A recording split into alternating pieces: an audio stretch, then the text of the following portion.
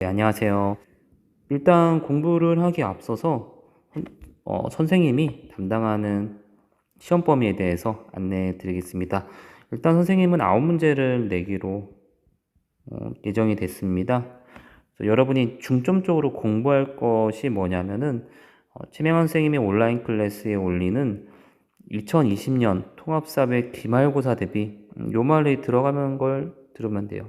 두 개를 올려요. 선생님은 1차시, 2차시 두 개를 올리는데 그 두 개의 강의를 잘 들으면은 그 안에 9문제가 다 깃들어 있으니까 선생님이 올리는 두 가지 강의를 잘 들어주시기 바랍니다. 그리고 아울러서 같이 참고해서 교재로서 공부할 거는 뭐냐면은 교과서 74페이지에서 89페이지까지입니다. 내용이 생활공간과 사회의 3단원에서 2번 교통통신의 발달과 정보화에 대한 거, 그리고 우리 지역의 변화에까지 배우게 됩니다. 여기 부분에서는 교과서에는 주제 3과 그리고 주제 4 이렇게 돼 있고, 여기 부분은 주제 5 이렇게 해당이 됩니다. 잘 이해가 안 되면은 교과서 요거 보면 된다라고 생각하면 돼요. 자, 선생님, 그 누적한다고 했죠? 누적은 단 2문제만 나옵니다. 어떻게 준비하면 되냐면은 중간고사 이전에 선생님이 막 나눠준 거 있죠? 여러 개 많이. 그래서 7페이지에서 9페이지를 참고하시면 됩니다. 그 내용은 뭐냐? 환경윤리에 대한 거예요. 인간중심주의하고 생태중심주의. 여기에서는 동양사상은 안 들어갑니다. 그럼 서양사상만 나옵니다. 근데 이거에 대해서 어떤 학생은 뭐 1단원 행복 파트 나오냐 하는데 안 나옵니다. 그냥 그 부분 무시하고 그냥 7페이지에서 9페이지 이것만 보시면 되고, 플러스 중간고사 기출문제가 바로 9번하고 10번이 여기에 대한 것이거든요. 그러니까 풀면은 큰 도움이 될 겁니다. 이렇게 해서 2문제 누적이고, 이제 앞으로 새롭게 배우는 1, 2차시 강의는 이제 이거 7문제를 풀 수 있게 선생님이 도움을 주도록 하겠습니다. 자, 먼저 선생님은 중간고사 기출문제를 같이 풀어주도록 할게요. 9번 문제예요. 가나의 사상의 입장을 그림으로 표현할 때 A씨에 해당하는 옳은 진실말은 보기에서 있는 대로 고른 것은, 그래서 동물들을 잔악하게 다루는 것은 인간의 자기 자신에 대한 의무에서 건난다. 자, 인간의 자기 자신에 대한 의무. 그러니까 인간에 대한 의무를 강조한다는 면에서 얘는 인간중심주의에 해당해요. 자, 인간에 대한 의무를 강조하는 사상가입니다. 왜냐하면 이는 인간의 고통이라는 공유된 감정을 무디게 하며, 무슨 말이냐? 동물을 잔악하게 다루면은 그 사람의 마음은 어떤 자꾸 동물을 잔혹하게 다룸으로써 다른 인간도 좀 약간 다른 사람의 고통이 덜 둔감해질 가능성이 크죠. 학대하던 사람의 마음의 인간성이 별로 안 좋을 거라는 거 생각하면 됩니다. 그래서 사람 간의 도덕성이 이바지할 수 있는 자연적 소질, 어떤 공감, 동정심 같은 거를 약화시킬 수가 있죠. 학대하면 사람의 마음이 별로 안 좋아진다는 거예요. 점차 그 소질이 제거된다. 그러니까 동물을 소중하게 여겨라. 이 말은 동물 자체가 소중한 게 아니죠. 인간이 제일 중요한데 동물은 어떤 간접적으로 소중하고 약간 수단적으로 소중하다는 거죠. 이런 얘기를 한 사람은 칸트라고 하겠습니다. 칸트. 개체는 상호 의존적인 것들로 이루어진 공동체의 구성이다. 키워드가 있죠. 상호 의존성을 강조하고 있죠. 그리고 공동체라는 말을 강조해요.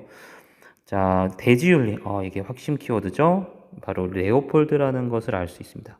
레오폴드는 모든 생태계 공동체로 보고서 모두 다 소중하다라는 거죠. 흙, 물, 식물, 곤충 모든 존재가 다 소중한 공동체의 구성원이다라고 보고 있습니다.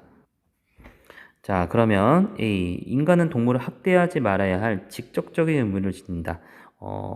이건 칸트만의 입장이 A에 해당하는 거잖아요. 칸트가 학대하지 말아야 할 직접이 아니죠. 어떤 간접적인 가치를 갖고 있다고 했습니다. 동물은 직접적으로 소중한 게 아니라 인간을 위한 잠깐 거쳐가는데 소중하다. 그걸 간접이라고 표현하는 겁니다. 틀렸습니다. 인간은 도덕적으로 존중받을 만한 가치를 지닌 존재다. 일단 칸트는 인간 중심주의니까 맞고, 레오폴드도 모든 존재가 소중하기 때문에 이 말도 맞습니다. 자, 디귿. 동물은 외지적 가치를 지니고 있으므로 잔혹하게 다루면 안 된다. 칸트 입장에서는 동물은 수단적, 그리고 간접적, 그리고 외지적이라는 말 칸트는 가능해요. 자, 칸트 가능합니다. 그런데 잔혹하게 다루서는 안 된다. 칸트에 맞는 말이에요. 이 말 자체가. 그런데 레오폴드에 의하면은 외제적이라는 말은 틀려요.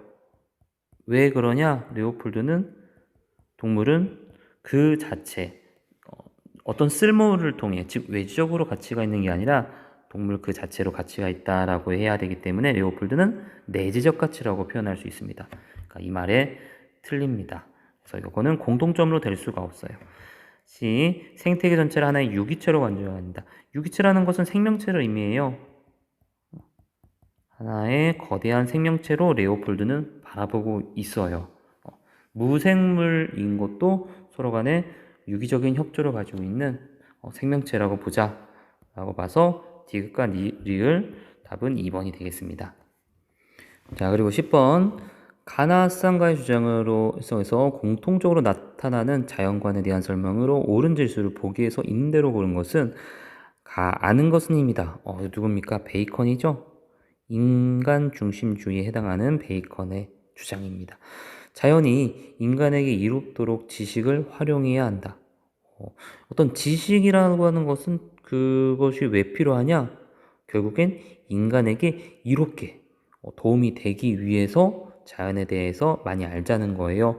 석유 같은 것을 끓이면은 증기가 돼서 터빈을 돌려서 자동차가 굴러간다. 이런 원리를 알자는 거죠. 방황하고 있는 자연을 사냥해서 자연에 대한 폭력적인 입장을 갖고 있는 인간 중심주의라고 할 수 있습니다. 노예로 만들어 인간의 이익에 봉사해야 한다. 인간이 중요하다. 자, 우리는 자연의 주인이자 소유자가 될 수 있다. 얘도 인간 중심주의네요. 얘도 인간이 짱이다. 인간은 정신을 소유한 존엄한 존재지만 정신을 강조하고 있는 어떤 이성을 강조하고 있는 거고 자연은 의식이 없는 물질이다. 해서 이거는 데카르트의 입장이라고 할 수 있습니다. 데카르트, 나는 생각한다. 고로 나는 존재한다. 라고 해서 이성을 강조하는 입장입니다. 심지어 이성이 없는 동물은 기계다. 동물 기계론을 주장하기도 합니다. 생명이 없어요. 마음껏 이용해야 된다. 자, 기억, 인간과 자연을 이분법적으로 분리해 바라봐야 된다. 자, 공통적으로 들어가는 거 맞죠? 이분법. 자연과 인간은 엄연히 다르다. 맞습니다. 자연은 인간의 이익이나 필요에 따라 평가할 수 있다. 그렇죠. 인간이 제일 소중하니까 자연은 단지 이용의 대상일 뿐이죠. 자연을 포함한 인간을 포함한 자연을 하나로 보는 전일론적. 전일론 하나로 본다는 것은 대지윤리에서 나오는 거예요. 대지윤리인 레오폴드의 입장입니다. 아니면 동양적 관점인데 그거는 지금 동양은 관심 가지지 않아도 됩니다. 들렸고, 식물은 동물의 생존을 위해, 동물은 인간의 생존을 위해 존재한다. 이거는 바로 아리스토텔레스의 입장이죠. 그래서 얘도 인간 중심주의가 맞긴 한데 여기 주장에서는 나타날 수 없어요. 아리스토텔레스만의 입장이니까. 그러니까 답은 기억과 니은에 해당하는 1번이라고 하겠습니다.